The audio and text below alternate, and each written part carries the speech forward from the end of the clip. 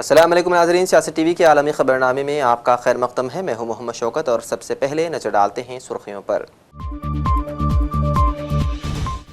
Saudi अरब पाकिस्तान दिफाई मुआहदे पर हिंदुस्तान का रद्द-ए-अमल, कौमी सलामती के तहफ़्फ़ुज़ और इलाक़ाई इस्तेहकाम के लिए पुरअज़्म। गाज़ा पर इसराइली फ़ौज की बमबारी, मस्जिद और रिहायशी इमारतें तबाह, 83 फ़लस्तीनी शहीद।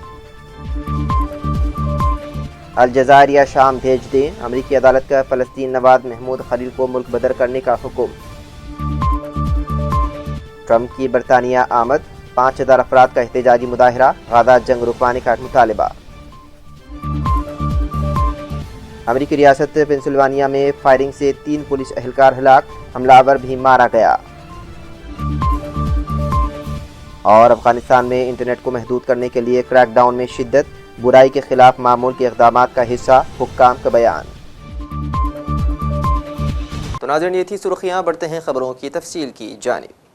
सऊदी अरब और पाकिस्तान के दरमियान एक स्ट्रैटेजिक बाहमी दिफाई मुआहदे पर दस्तखत किए गए हैं, जिसने खित्ते में नई सिफारती व दिफाई बहस को जन्म दिया है। इस मुआहदे पर हिंदुस्तान की तरफ से भी रद्द-ए-अमल सामने आया है। वज़ारत ख़ारजा के तर्जुमान रणधीर जायसवाल ने कहा है कि हम अपनी कौमी सलामती और इलाक़ाई व आलमी इस्तेहकाम पर इसके असरात का बग़ौर मुतालिया करेंगे। हिंदुस्तान अपने कौमी मफादात के तहफ़्फ़ुज़ और हमागीर कौमी सलामती यकीनी बनाने के लिए पुरअज़्म है।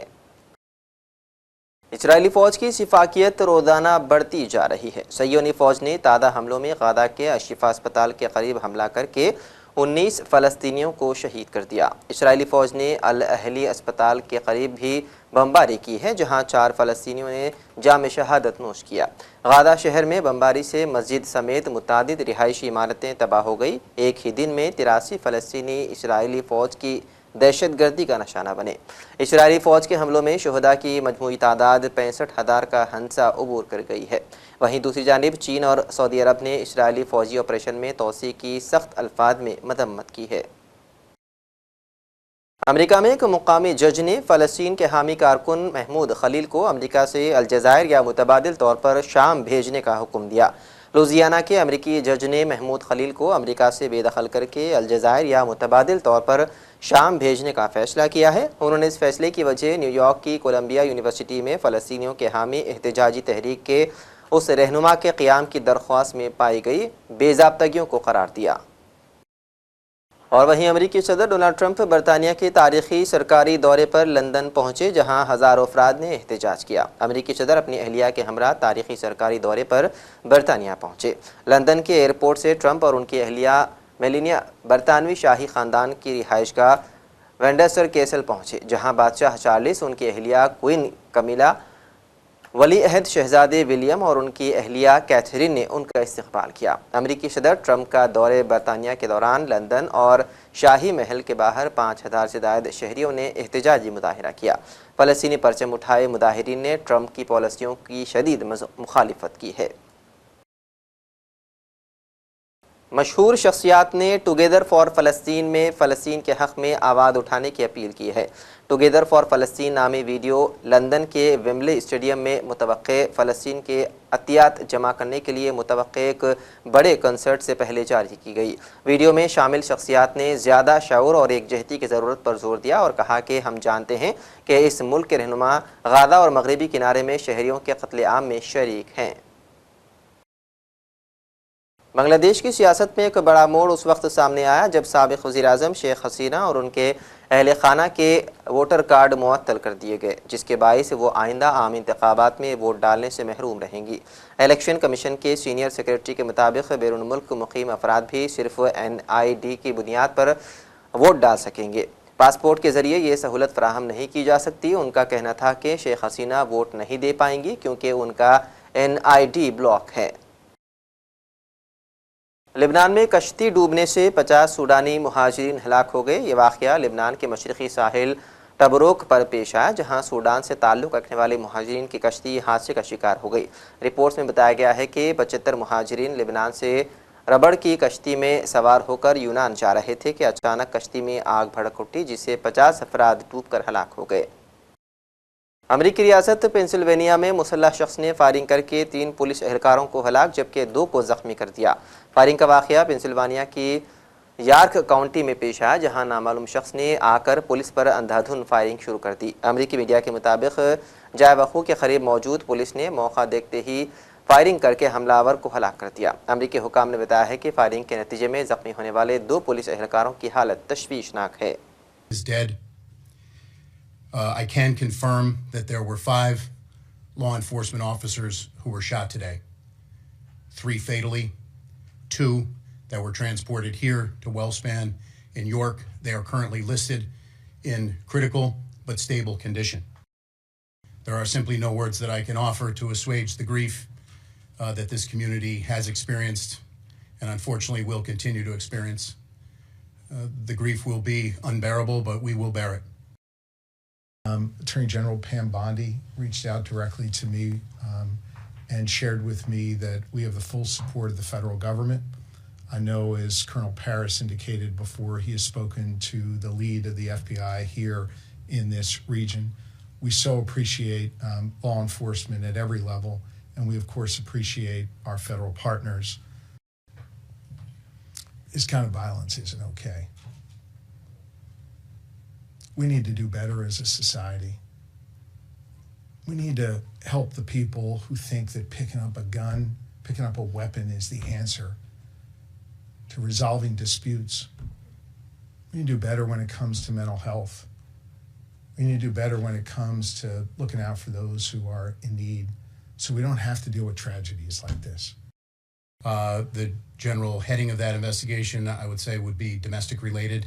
But beyond that, the facts and circumstances, we have more information, but pending the search warrants that we're currently typing up and serving, we want to hold that information. Afghanistan की तालिबान हुकूमत ने रोज़ इंटरनेट के फैलाव को महदूद करने के लिए क्रैकडाउन में तोसी की है। ये इक़दाम अफगान वजारत अमर बिलमारूफ व नही अनिल मुनकर की तरफ से किए जा रहे हैं। बताया गया है कि इस क्रैकडाउन में मुतादिद फाइबर ऑप्टिक कनेक्शन ख़त्म कर दिए गए हैं। हुकाम के मुताबिक ये मुहिम बुराई के खिलाफ मामूल के इक़दाम का हिस्सा है। इस तरह 2 दिनों के दौरान तेज़ रफ्तार इंटरनेट को इलाक़ों में बंद कर दिया गया है, जिससे हज़ारों अफराद इंटरनेट का आज़ादाना इस्तेमाल करने से महरूम हो गए हैं। अक़वाम मुत्तहिदा में हिंदुस्तान के मुस्तक़िल नुमाइंदे हरीश परवाथिनी ने मुल्क में अमन, इस्तेहकाम और तरक्की को फ़रोग़ देने के हिंदुस्तान के अज़्म का इयादा किया। अक़वाम मुत्तहिदा की सलामती कौंसिल को अफ़गानिस्तान के बारे में सहमाही ब्रीफिंग से खिताब करते हुए सफ़ीर ने इंसानी इमदाद फराहम करने और अफ़गान अवाम के लिए सलाहियत सादी के इक़दामात को नाफिज करने के लिए हिंदुस्तान की तरजीहात पर जोर दिया। SRSG and head of UNAMA, Ms. Rosa Otunbayeva, for her briefing. Being her last in this current capacity, I'd like to place on record my delegation's sincere appreciation for leading this agency with distinction. We value her close cooperation and hope to carry forward the same with UNAMA in the future. Our delegation also notes the comments made by Ms. Hanifa Girowal. India and Afghanistan share a civilizational relationship. Being contiguous neighbors, our bonds of friendship span many centuries, and this history inspires us to foster closer engagement with the Afghan people. India has a paramount interest in ensuring peace and stability in Afghanistan. We believe in the utmost importance of international and regional consensus and cooperation on key issues concerning Afghanistan and actively engage with all relevant parties to promote peace, stability, and development in the country. Our participation in UN meetings in Doha and other regional forums reflects our efforts. India's immediate priorities in Afghanistan include provision of humanitarian assistance and implementation of capacity-building initiatives for the Afghan people. India's commitment to Afghanistan's reconstruction is demonstrated through more than 500 development partnership projects across all provinces. Our work with UN agencies in critical areas such as health, food security, education, and sports is also the manifestation of this goal. Mr. President, in the aftermath of the earthquake earlier this month, India was among the first countries to provide humanitarian assistance. We immediately delivered 1,000 family tents and 15 tons of food supplies to the affected provinces of Afghanistan. An additional 21 tons of relief materials, including essential medicines, hygiene kits, blankets, and generators, were dispatched. More relief supplies are underway and will be delivered in the coming days. This humanitarian assistance dovetails with India's Hind पाक match के बाद हिंदुस्तानी cricketers के Pakistani cricketer से हाथ मिलाने से इनकार पर हिंदुस्तानी क्रिकेट टीम के साबिक कप्तान कपिल देव ने कहा कि ये सब छोटी छोटी बातें हैं, क्रिकेट खेलने पर तवज्जो देनी चाहिए। अगर कोई मुसाफा नहीं करना चाहता तो दोनों फरीकों के लिए इससे बड़ा इशू बनाने की ज़रूरत नहीं है। गलत बयानात देना दुरुस्त नहीं, लेकिन कुछ क्रिकेटर्स को ऐसे बयानात देने की ज़रूरत नहीं है। यही कहूँगा प्रधानमंत्री जी को कि स्वस्थ रहें और अच्छे रहें। सर, चूंकि कपिल देव साहब से बात हो, क्रिकेट की बात ना हो, उस पड़ा एशिया कप हाल ही में हुआ, इंडिया की जीत हुई।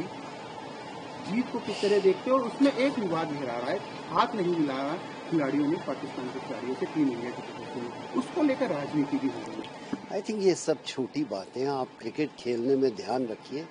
ये हाथ मिलाना या नहीं मिलाना, किसी एक इंसान को हाथ मिलाना नहीं अच्छा लगता तो ठीक है, उसके ऊपर इतना बड़ा विवाद दोनों तरफ से होना नहीं चाहिए।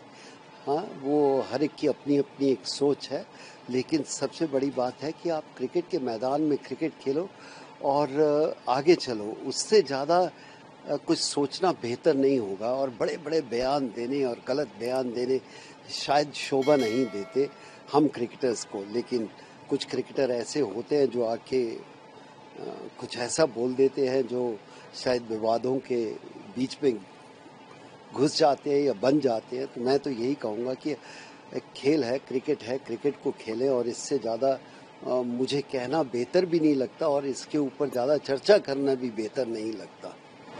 Pakistan cricket board match referee पर सवाल उठा रहा है। ये कुछ नहीं, कोई मायने नहीं रखना, वो उनका काम है, वो करना है, उनका काम है।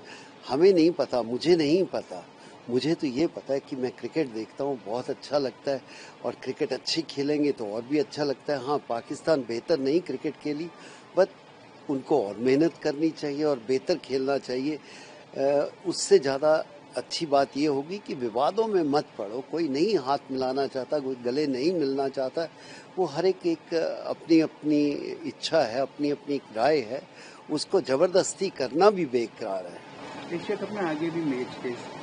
टीम इंडिया के परफॉर्मेंस के बारे में आपको क्या कहना? बहुत बढ़िया। आई थिंक पिछले 20 साल में इंडियन टीम ने इतना बेहतर किया है। या आईसीसी ट्रॉफी जब भी होती है, इंडियन टीम हमेशा बेहतर खेल के निकली है। तो इसलिए यही कहेंगे कि हमारी क्रिकेट बहुत अच्छी ऑर्गेनाइज्ड है, बेहतर क्रिकेट खेल रहे हैं और उम्मीद करते हैं कि इसी तरह खेलते रहेंगे। हार जीत मिलती है, लेकिन खेलने का जो तरीका हिंदुस्तान टीम का है वो बहुत ही बढ़िया। और आखिर में सुर्खियों पर एक और नजर। सऊदी अरब पाकिस्तान दिफाई मुआहदे पर हिंदुस्तान का रद्द-ए-अमल, कौमी सलामती के तहफ़्फ़ुज़ और इलाक़ाई इस्तेहकाम के लिए पुरअज़्म। गाज़ा पर इसराइली फ़ौज की बमबारी, मस्जिद और रिहायशी इमारतें तबाह, 83 फ़लस्तीनी शहीद। अलजज़ायर या शाम भेज दें, अमरीकी अदालत का फ़लस्तीन नवाज महमूद खलील को मुल्क बदर करने का हुक्म। ट्रंप की बरतानिया आमद, 5000 अफराद का एहतजाजी मुजाहिरा, गाज़ा जंग रुकवाने का मुतालिबा। अमरीकी रियासत पेंसिल्वानिया में फायरिंग से 3 पुलिस एहलकार हलाक, हमलावर भी मारा गया। और अफगानिस्तान में इंटरनेट को महदूद करने के लिए क्रैकडाउन में शिद्दत, बुराई के खिलाफ मामूल के इक़दामात का हिस्सा हुक्काम का बयान। नाज़रीन, सियासत टीवी के आलमी खबरनामे में बस इतना ही। मज़ीद अपडेट्स के लिए आप बने रहिए सियासत टीवी के साथ। फ़िलहाल मुझे दें इजाज़त। खुदा हाफिज़।